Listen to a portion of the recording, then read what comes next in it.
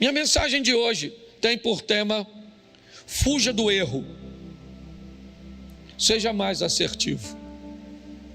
Minha proposta hoje é conversar com você sobre uma instrução dada por Deus através do apóstolo Paulo aos Gálatas, no capítulo de número 6, no verso 6. Coloca na tela, por favor. Gálatas 6, 6. Diz assim: mas aquele que está sendo instruído na palavra, compartilhe todas as coisas boas com aquele que o instruiu.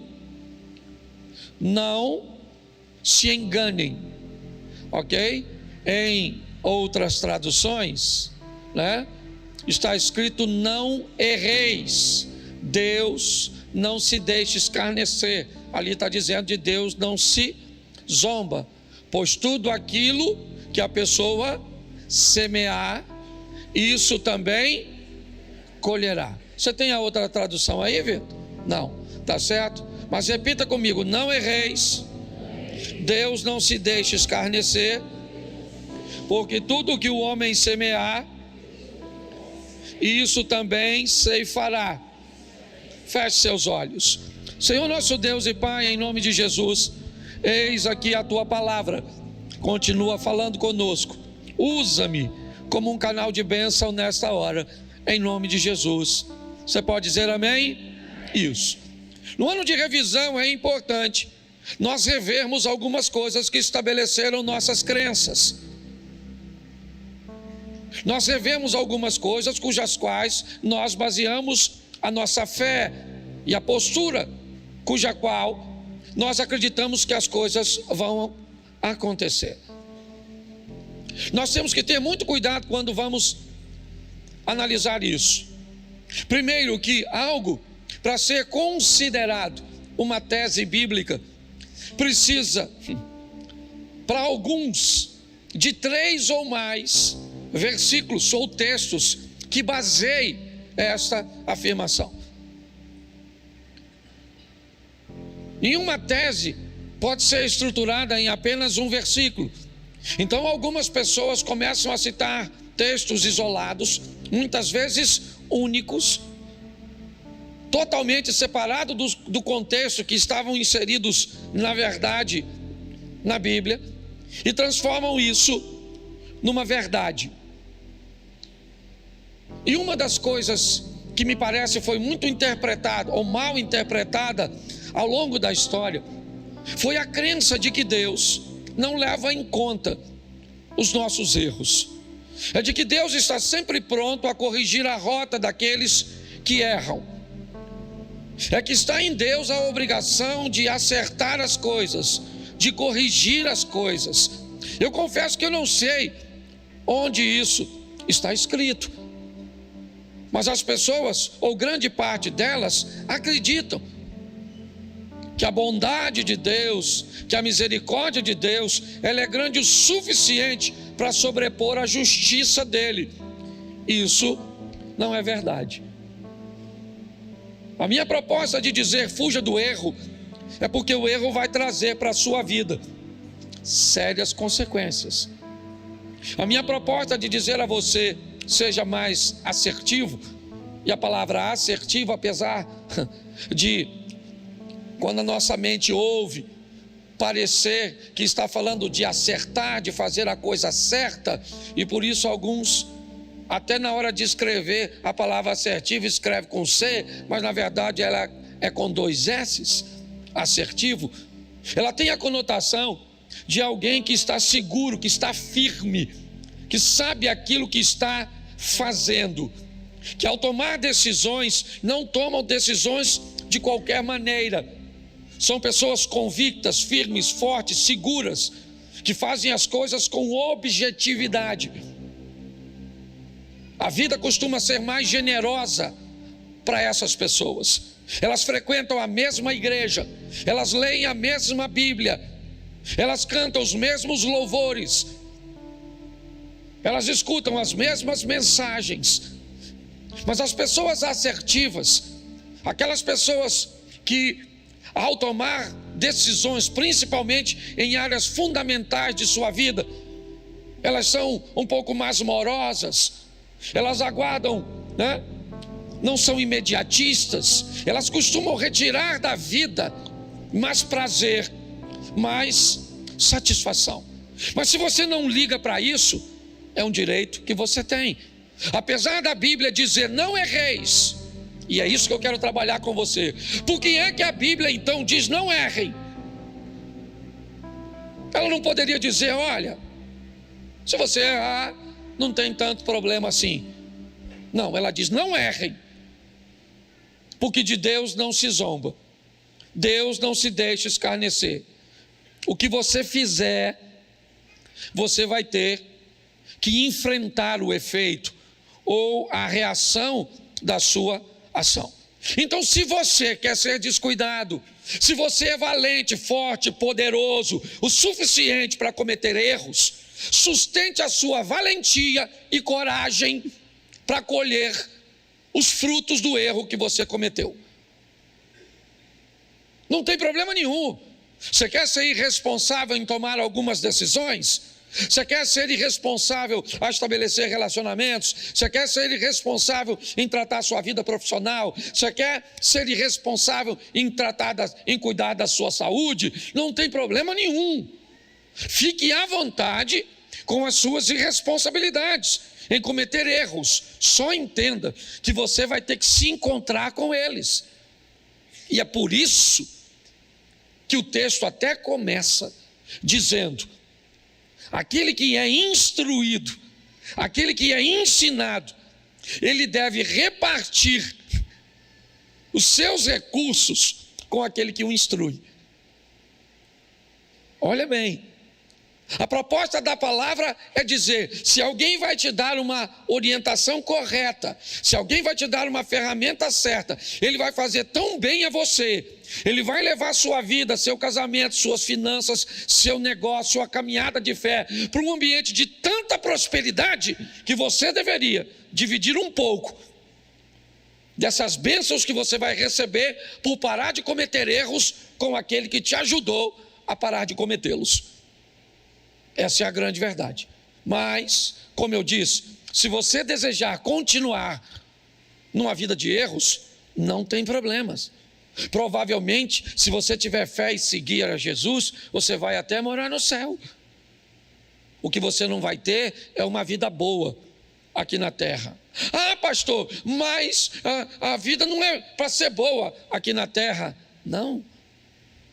Por quê? Porque você tem acesso ao versículo que diz que no mundo tereis, e é esse que você quer tomar?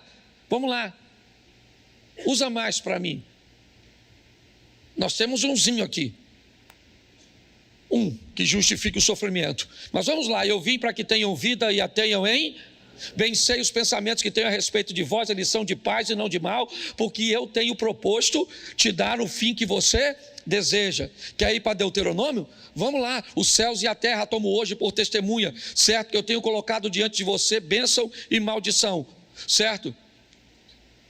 Escolha tu as bênçãos, para que viva tu e a tua descendência. Quando você vai pegar textos que falam de vida, de vitória, de boas escolhas, está assim. Se nós olharmos de uma forma mais minuciosa, nós vamos ver que os erros que cometemos ao longo da nossa caminhada, eles são extremamente prejudiciais. E Naum diz uma coisa, para sustentar o que eu estou dizendo. Naum, capítulo 1, verso 3. Coloca aí, por favor. Naum, capítulo 1, verso de número 3. Isso. O Senhor é tardio em, mas grande em, e jamais inocenta um culpado. Jamais inocenta um culpado. Jamais inocenta um culpado. Ah, pastor, mas o sangue de Jesus não me inocentou? Eu era culpado. Ah, aí sim, colocou o texto certinho. certo? O sangue de Jesus foi derramado para pagar um preço, ele é o Cordeiro. Então até você tenha cuidadinho um pouquinho. Eu sei que Deus filtra tudo isso. Se você vai orar, cuidado para não usar o sangue onde você deveria usar o nome, e para não usar o nome onde você deveria usar o sangue. O nome é para uma coisa, o sangue é para outra coisa, tá certo? Nós precisamos rever tudo isso. Ah, pastor, mas Deus entende tudo isso? Entende, é claro que entende. O Espírito Santo, ele corrige muitas coisas que fazemos errada, mas nós estamos num ano de revisão. Por que não entender que precisamos parar de expulsar muitas vezes um demônio usando o sangue? Na ignorância, vale. Mas, né? Nós precisamos rever, é só isso. Minha exposição é só uma exposição de revisão. Então a minha proposta agora é mostrar a você que se Deus não toma culpado por inocente, se Ele diz não errem porque vocês vão ter que se encontrar com o resultado do seu erro, nós temos a garantia de que Ele é tardio em irar-se. Sim, é só você ler a história de Sansão e você vai descobrir o quão longânimo Deus é, o quão bondoso Ele é. Você vai ver uma série de erros que Sansão está cometendo. Me permita fazer você raciocinar sobre isso. A própria Bíblia, você não tem nenhuma garantia que a força de Sansão estava no cabelo.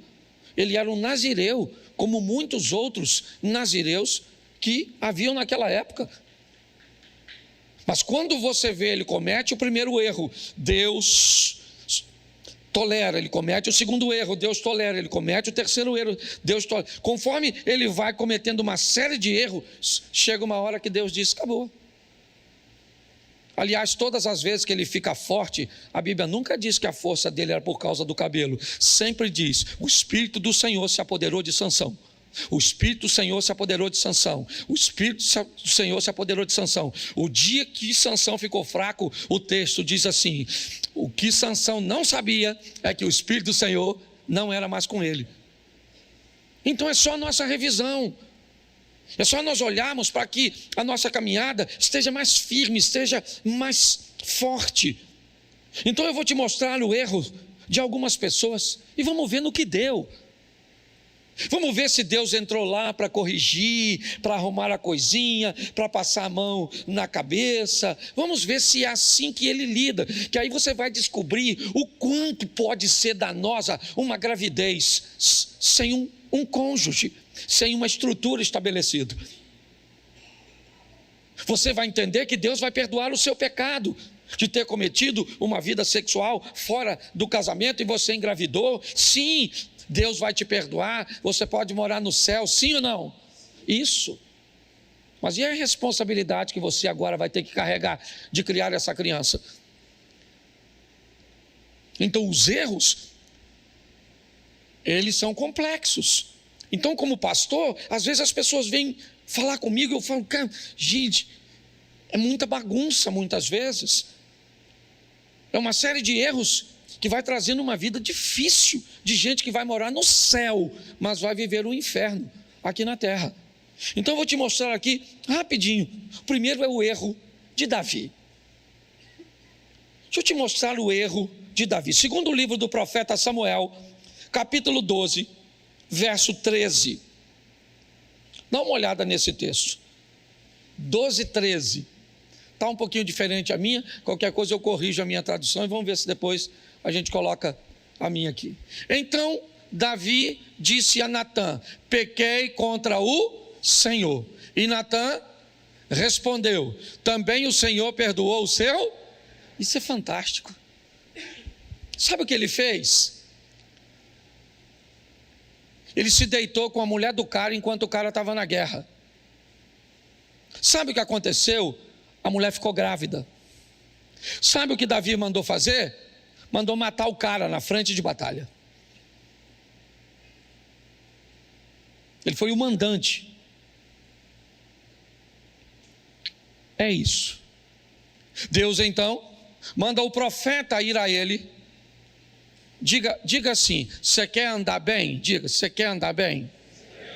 Tenha profeta. Isso. Quem é profeta? Profeta é a pessoa que pode dizer para você o que ninguém pode. Você tem que ter alguém que diga para você o que ninguém pode dizer. Alguém que você deu autoridade para chamar sua atenção. Sua atenção quando a roupa está inadequada. A sua atenção quando a sua postura não está correta. Você tem que ter alguém que tenha coragem, né? Ou autoridade, não vou nem dizer coragem, a autoridade de dizer para você o que ninguém pode dizer. Natan era a representação. Aliás, ele é a salvação de Davi.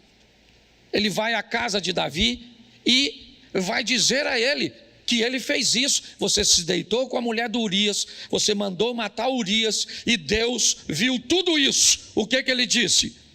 Pequei contra o Senhor. Aí o que Natan diz para ele? Também o Senhor perdoou o seu pecado. Você não?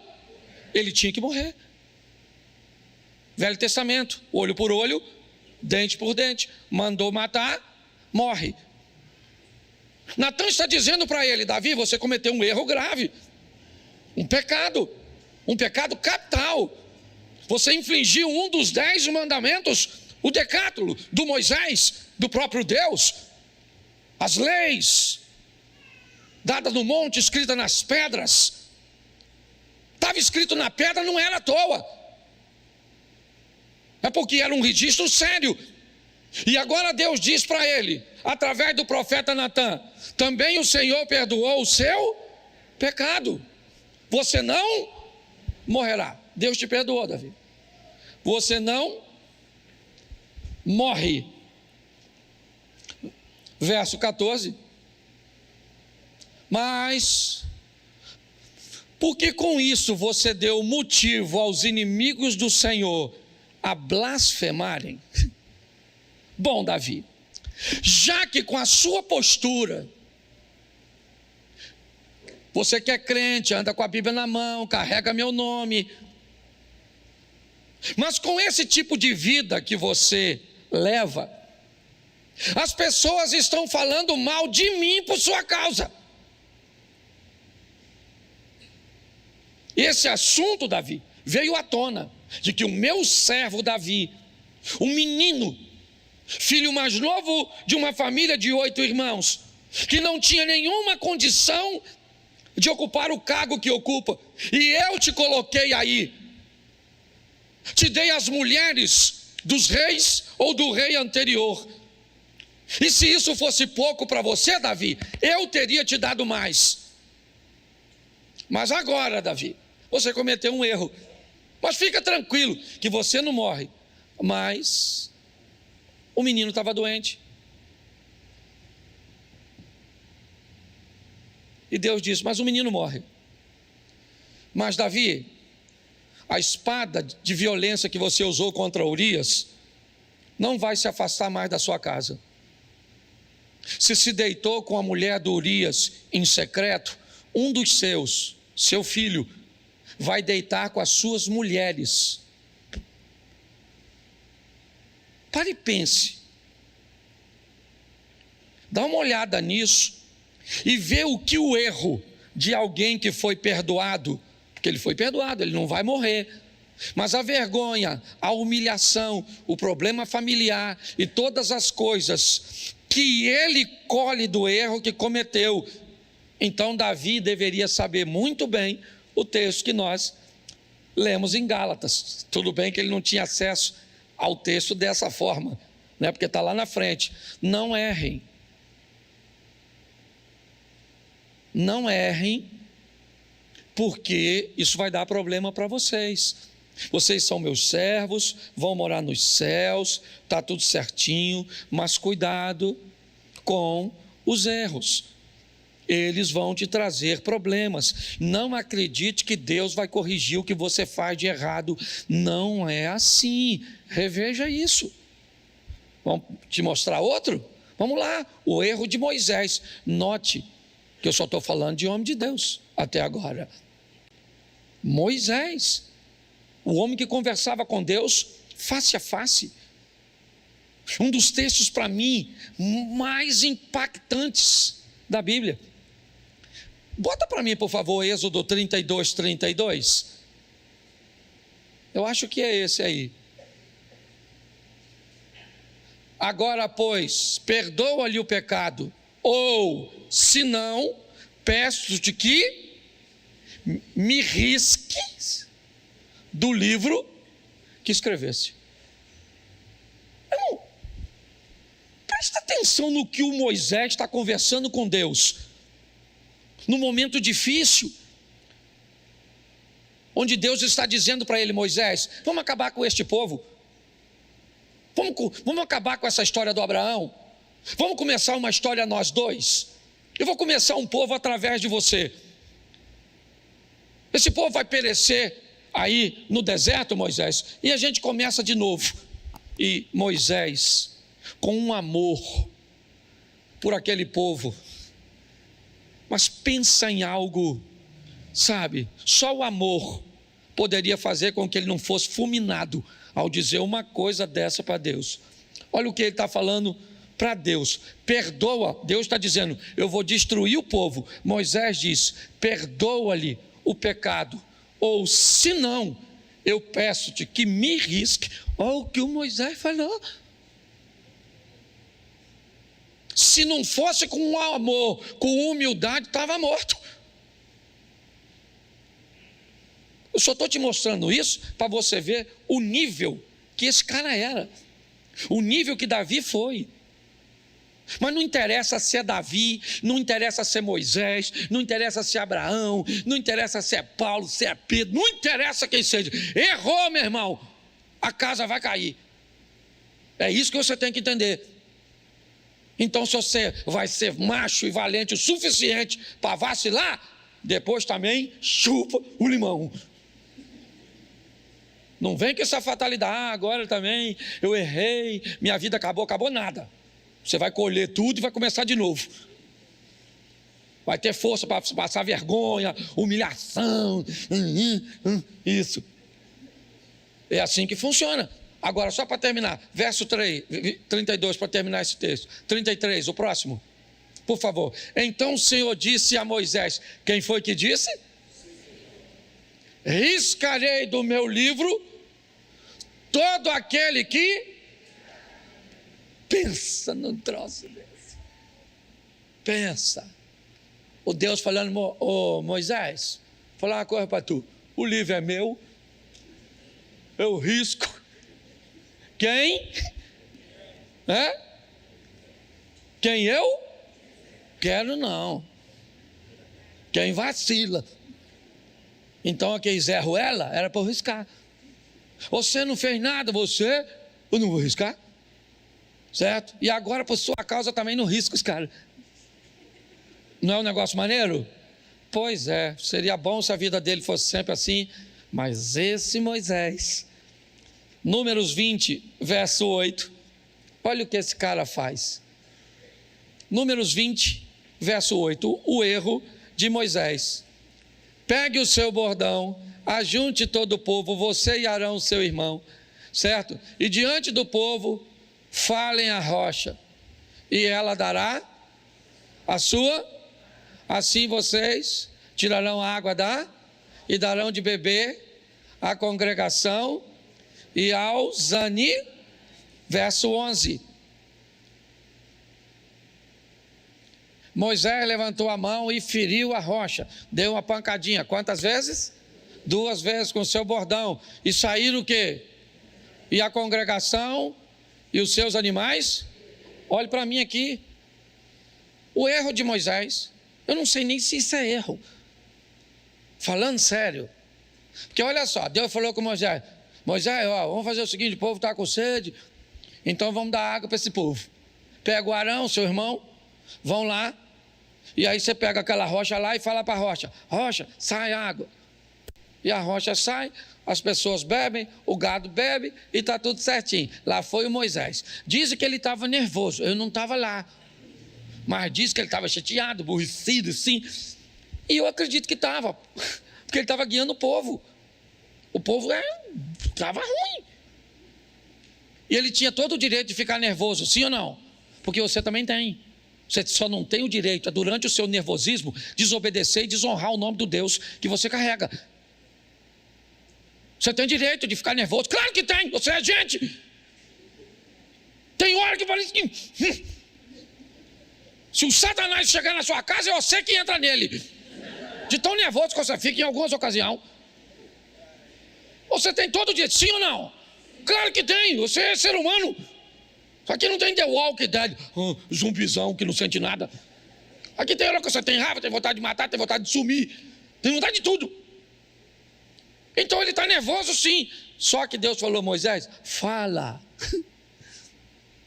Ele foi lá e deu 2 pancadas na rocha. O que aconteceu?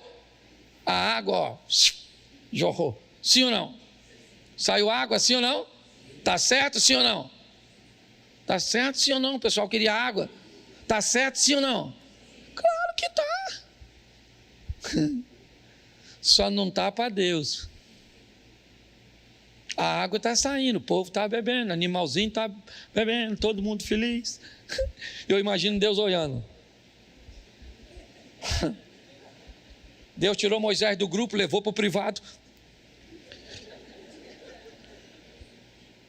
E falou: Moisés, o que eu falei contigo?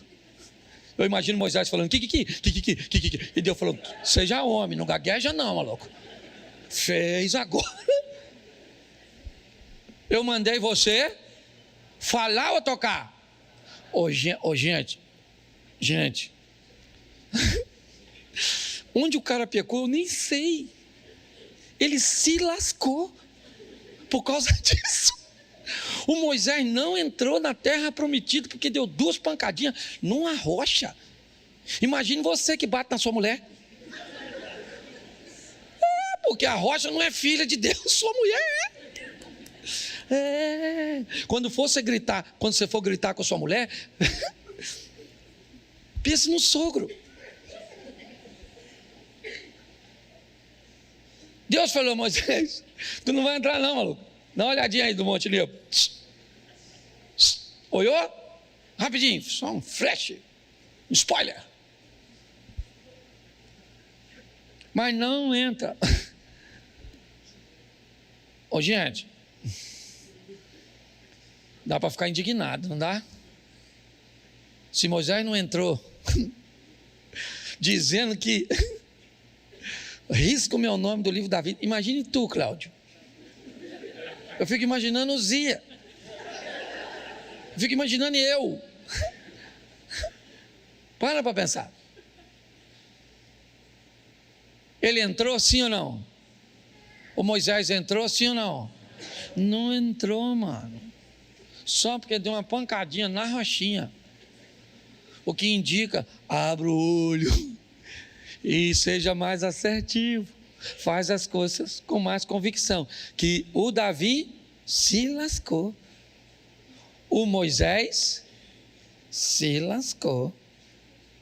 Esse então agora aqui, ó, preguei sobre ele esses dias aqui. O erro do Acã. Quem é que não sabe quem é Acã? Levanta a mão. Não sabe. Eu vou perguntar quem não levantou. Quem ele é? Cara, levanta a mão, quem não sabe. Quem tiver de mão baixada, eu pergunto. Olha como é que aumentou o número, ó. Não vou perguntar nada não, eu estou só brincando. Josué capítulo 7, verso 20. Josué 7, 20. Dá uma olhada no erro do Acã. Acã respondeu a Josué: é verdade, eu pequei contra o Deus de Israel e fiz assim e assim. Você já escutou alguém pregar para tu que aquele que confessa alcança misericórdia? Com Acã funcionou não. Ele falou: fiz mesmo, pequei assim e assim. E Deus falou: assim. Então agora provavelmente tudo indica que esse cara foi para o céu, pertencia ao povo de Deus. mas perdeu o privilégio de viver aqui na terra. Por quê? Porque cometeu um erro. Perdeu o privilégio de viver aqui. Porque cometeu um erro. Então, cuidado como nós tratamos. Eu estou pregando para mim também. Como nós estamos tratando isso. Agora, esse exemplo que eu deixei por último para vocês, ele é comovente. Capítulo 31 de Gênesis, verso 30. Sobe para mim no teclado aqui, por favor. Gênesis 31, 30. Presta atenção nesse texto. Agora que você partiu de vez, pois está com saudade da casa de seu pai, por que roubou meus deuses? Preste atenção aqui. Nesse texto nós temos o erro de Raquel e o erro de Jacó. Jacó não estava vivendo muito bem com seu sogro. As coisas não estavam boas. Entendeu? Porque viver com parente nunca foi fácil. Nem para você, nem para o Jacó. Ele está tendo um problema com os cunhados. Os cunhados estão achando que o Jacó está pegando as coisas dele. Aquela coisa assim, que às vezes você bota um pudim na geladeira, morando no quintal. O pudim some. Você tem um cunhado parasita, que toma Coca-Cola toda, anda o dia inteiro com a gaiola de passarinho na rua. Tuí, tio. E você trabalhando. Hã?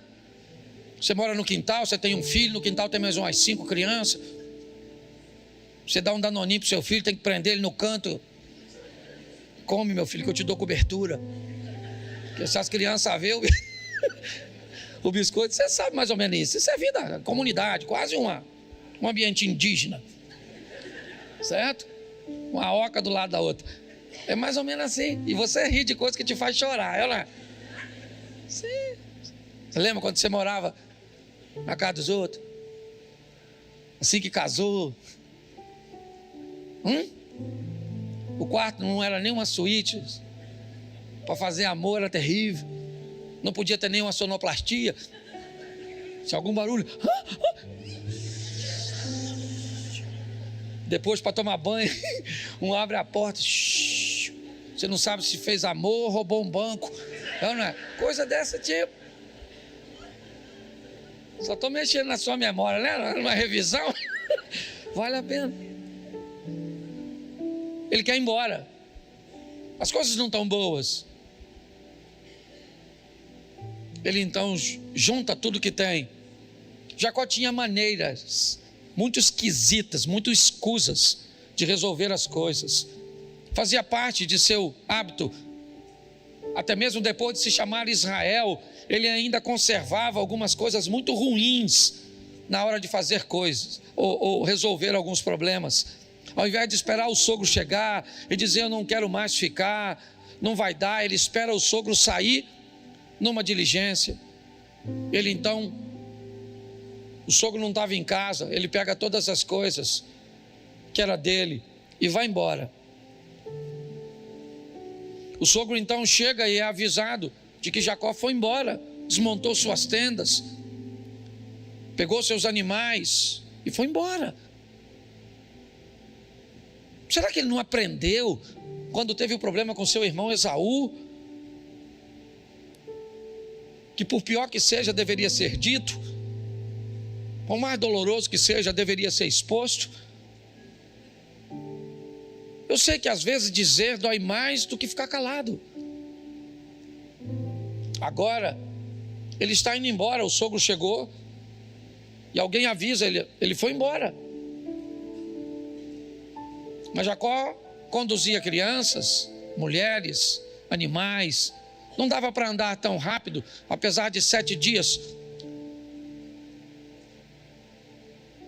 Labão então pega seus homens, seus cavalos, e rapidamente acaba alcançando Jacó.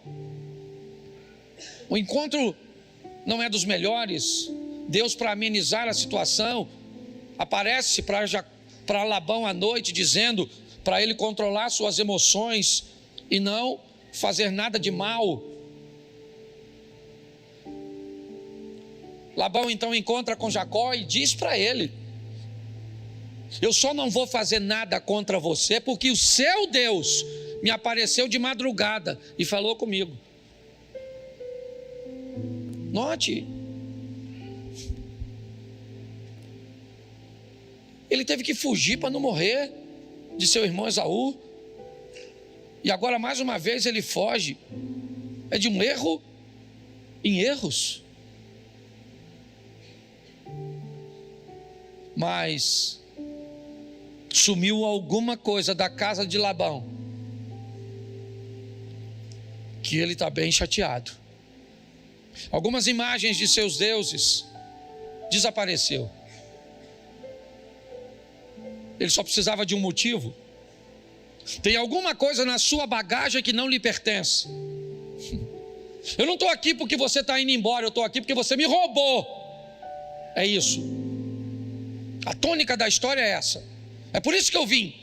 Porque eu cheguei em casa, tá bom. E Jacó disse: mas eu não peguei nada seu. Faz o seguinte: pode mandar seus homens procurarem, e na bagagem de quem eles acharem, que essa pessoa morra. O que ele não sabia é que quem havia roubado os deuses era sua esposa Raquel.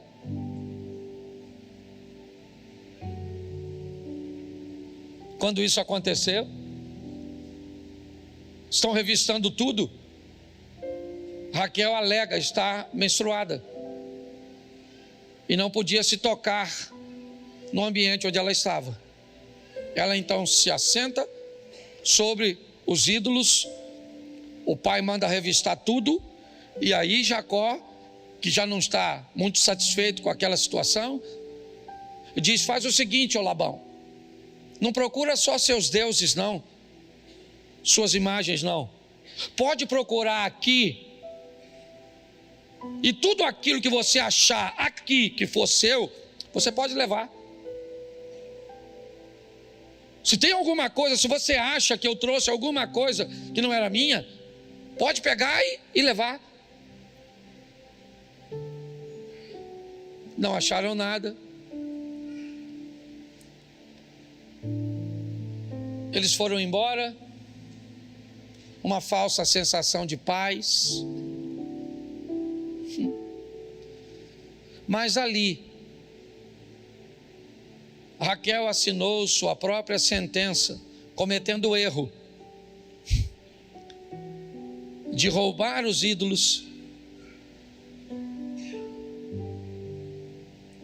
Jacó vai ficar sem sua amada esposa, porque lançou uma palavra de morte sobre a mulher que ele amava. A minha proposta é só mostrar e olhar também um Deus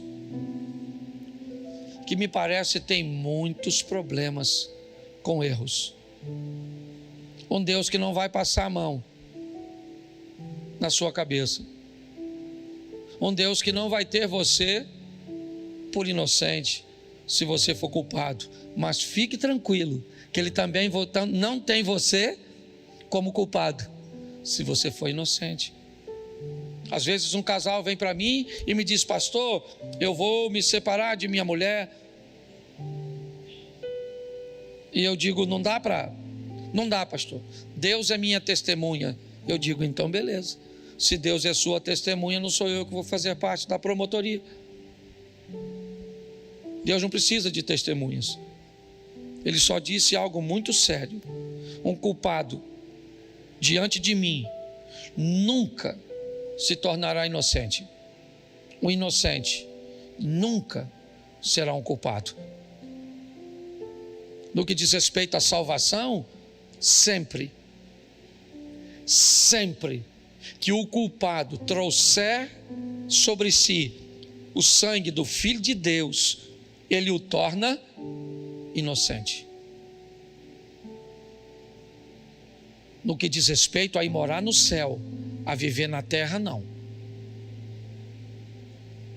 Suas escolhas, elas se tornarão situações cujas quais você vai se encontrar amanhã.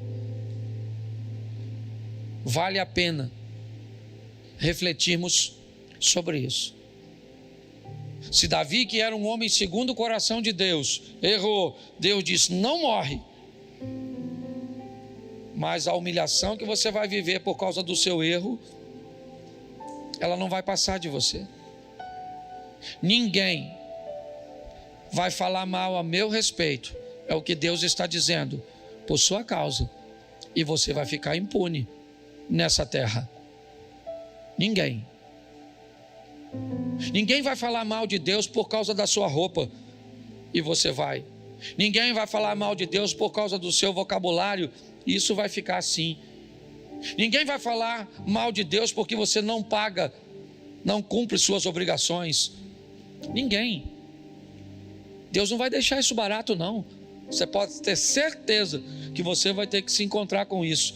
Então, a proposta que eu trago para nós hoje é: não erreis. Fuja do erro. Se torne mais assertivo, mais firme, mais convicto, mais certo, mais responsável na hora de agir.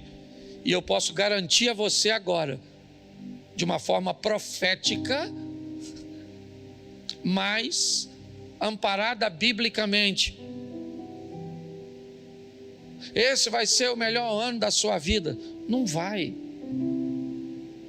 Desse jeito, lançando essa palavra assim, eu mando uma palavra de que é o melhor ano da vida do inconsequente, o melhor ano da vida de um irresponsável, o melhor ano da vida de alguém que comete erros e não quer consertar. Tem alguma coisa de errado. Então vamos fazer direito, vamos rever. Se atentamente ouvires a Deus e os mandamentos meus e obedecer, o Senhor teu Deus te exaltará sobre todas as nações. Onde você passar, você será abençoado. Se atentamente ouvir a Deus, é condicional. Então eu posso dizer a você hoje, biblicamente, se você parar de errar, se você for mais assertivo, mais firme, mais convicto, mais responsável, 2024 será o melhor ano da sua vida.